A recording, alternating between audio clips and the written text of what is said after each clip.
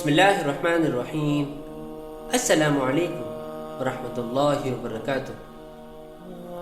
احد کی جنگ میں مسلمانوں نے جب فتح کو بالکل اپنی مٹھی میں کر لیا تھا اور ان قریب تھا کہ کافر سب چھوڑ چھاڑ کر بھاگ نکلتے، تب وہ ایک چھوٹی سی غلطی اور اللہ کے رسول کے حکم کو نہ ماننے کی وجہ سے پوری جنگ کا پاسا پلٹ گیا۔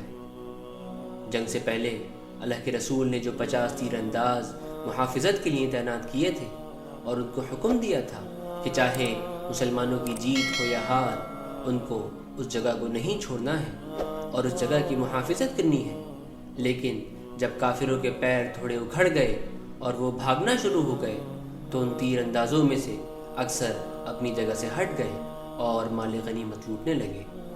ان کے لیڈر عبداللہ بن جبیر نے ان کو بہت سمجھایا اور اللہ کے رسول کے حکم کو یاد دلایا، لیکن انہوں نے یہ سوچ کر ان کی بات پر دھیان نہیں دیا کہ دوسرے مسلمان سارا مال غنیمت لوٹ لیں گے اور ان کے ہاتھ کچھ نہ آئے گا۔ کافروں کے سپہ سالار خالد بن ولید نے جب یہ دیکھا کہ تیر انداز جو ڈیفنس کی سب سے مضبوط دیوار بنے ہوئے تھے مال لوٹنے میں لگے ہوئے ہیں، تو اس نے اپنے ساتھیوں کو لے کر پورے زور کے ساتھ اس پہاڑی کے راستے سے حملہ کر دیا۔ مسلمان بکھرے ہوئے تھے، کوئی کہیں تھا اور کوئی کہیں۔ عبداللہ بن جبیر اپنے ساتھیوں سمیت شہید ہو گئے۔ لشکر اسلام میں بھگدڑ سی مچ گئی اور سب سے بڑی مصیبت یہ نازل ہوئی کہ مسلمانوں میں یہ افواہ پھیل گئی کہ اللہ کے رسول شہید ہو گئے ہیں۔ اس خبر کو سنتے ہی مسلمانوں کی رہی صحیح ہمت بھی ٹوٹ گئی۔ حبشی مکہ کا ایک غلام تھا، اس کو ابو سفیان کی بیوی ہندہ نے کہا تھا کہ اگر تو مجھے میرے باپ، بھائی اور چچا کے قاتل کا کلیجہ لا کر دے گا تو میں تجھے آزاد کر دوں گی اور میں اس قاتل کے کلیجے کو چباؤں گی۔ جنگ بدر میں حضرت حمزہ رضی اللہ عنہ کے ہاتھوں اس کے یہ رشتہ دار واصل جہنم ہوئے تھے، چنانچہ وہ حضرت حمزہ کی تلاش میں بیٹھ گیا۔ لڑائی میں حضرت حمزہ بہادری سے لڑ رہے تھے اور کافروں کی صفیں چیرتے ہوئے آگے بڑھ رہے تھے، وہیں حبشی ایک ٹیلے کی آڑ میں گھات لگائے ہوئے بیٹھا تھا۔ جیسے ہی حضرت حمزہ اس کی زد میں آئے تو اس نے ان کی طرف حربہ پھینک کر مارا۔ سید الشہداء اس برچھے کے زخم کی تاب نہ لا سکے اور اللہ کا نام لے کر دم توڑ دیا۔ انا للہ و انا الیہ راجعون۔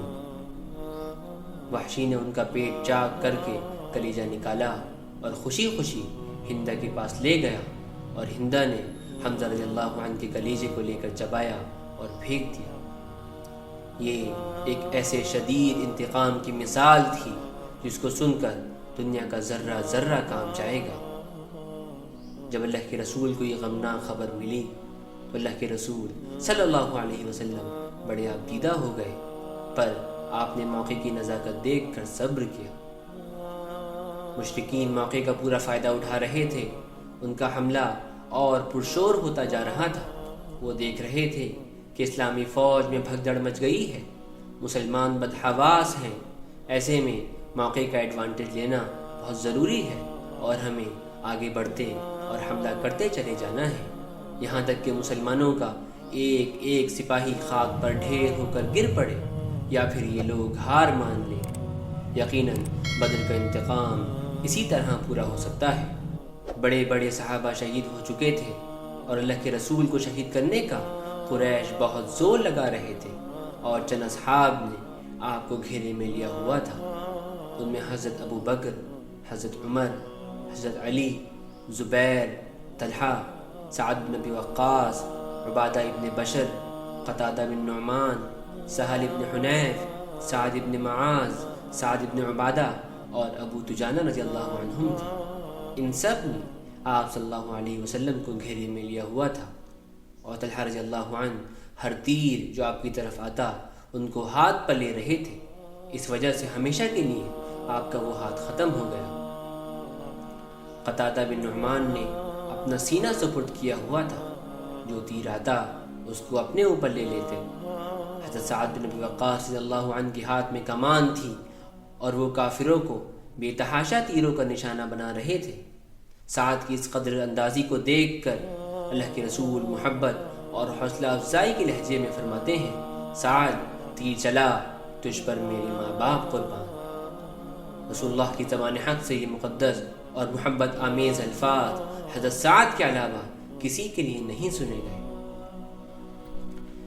قریش کے لوگ دیکھ رہے تھے کہ صحابہ تیر اور تلوار کو روک لے رہے ہیں، تو عتبہ بن ابی وقاص نے ایک پتھر اٹھایا اور اللہ کے رسول کی طرف زور سے پھینکا، تو صحابہ کے اس کو سنبھالنے سے پہلے ہی وہ پار نکل گیا اور سیدھا اللہ کے نبی کے منہ پر لگا، اور آپ کے 2 دانت ٹوٹ کر شہید ہو گئے۔ پتھر لگتے ہی آپ زمین پر گر گئے، پیچھے ایک کنانہ تھا، وہ آپ کی گردن پر لگا اور آپ وہیں پر بے ہوش ہو گئے۔ کیا دردناک منظر تھا، دانت ٹوٹ چکے ہیں، چہرہ خونم خون ہے، غشی ہے، زمین سے لے کر آسمان تک ساری کائنات رو پڑی، احد پہاڑ کی سسکیاں، دھرتی کی آہیں، یہ سارے رونے لگے کہ اللہ کے نبی شہید ہو گئے۔ تھوڑی دیر کے بعد آپ کو ہوش آیا تو کچھ اصحاب نے کہا، اے اللہ کے رسول اب تو ان کے لیے بد دعا فرما دے۔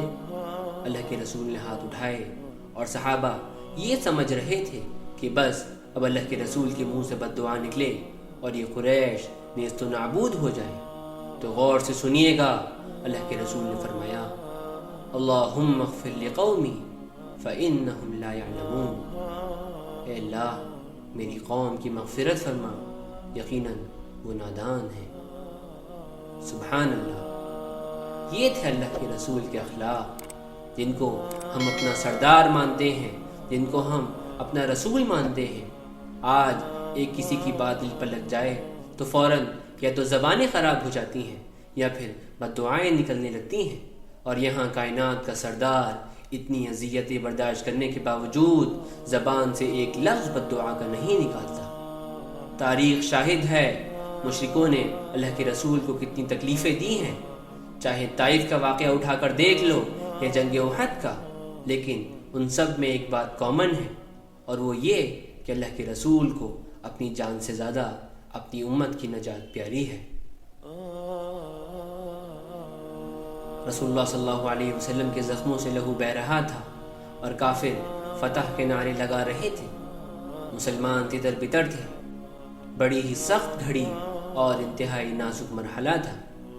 اسی عالم میں حضرت علی رضی اللہ عنہ اپنی ڈھال میں پانی لے کر آئے، انہوں نے پانی ڈالا اور سیدہ فاطمہ رضی اللہ عنہا نے مظلوم و مقدس باپ کے زخموں کو دھویا۔ مسلمانوں کے انتشار کو دیکھ کر کافر آگے بڑھتے چلے آ رہے تھے۔ ان کو یقین ہو گیا تھا کہ مسلمان اب زیادہ دیر جم نہیں سکتے۔ احد کی جنگ سے ہی قریش کی تاریخ کا رخ بدلا جائے گا۔ آج معرکہ سر ہو گیا تو یوں سمجھو کہ مسلمانوں کا سارا زور ہی ٹوٹ گیا۔ بس وہ وقت قریب ہے کہ عرب کی پہاڑیاں تکبیروں کی گونج سے ہمیشہ کے لیے محروم ہو جائیں گی۔ اللہ کے رسول کی وفات کی خبر سن کر صحابہ میدان چھوڑ کر پہاڑیوں پر چڑھ گئے تھے، اور کفار اسی وجہ سے آگے بڑھتے چلے جا رہے تھے۔ جب صحابہ کو معلوم پڑا کہ اللہ کے رسول زندہ ہیں تو ان کے اندر ایک نئی جان پیدا ہو گئی، اور وہ دوبارہ میدان جنگ میں لڑائیوں کے جوہر دکھانے لگے۔ کفار مکہ اس جوابی حملے کی تاب نہ لا سکے اور میدان سے بھاگ کھڑے ہوئے، اور اس طرح جنگ احد کا اختتام ہوا۔ اس جنگ میں مسلمانوں کے 70 جوان شہید ہوئے، جن میں اللہ کے رسول صلی اللہ علیہ وسلم کے چچا حضرت حمزہ رضی اللہ عنہ بھی تھے۔ اس جنگ میں کچھ علماء کے نزدیک مسلمانوں کو شکست ہوئی، اور کچھ کے نزدیک یہ جنگ بلا نتیجہ ختم ہو گئی۔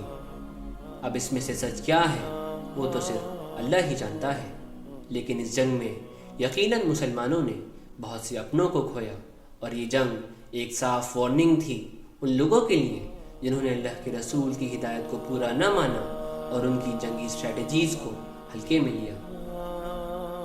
اس جنگ میں بہت سے ایسے سبق آموز واقعات بھی ہیں جن کا سننا ہمارے لیے بہت ضروری ہے، جو انشاءاللہ آنے والی ویڈیوز میں بیان کیے جائیں گے۔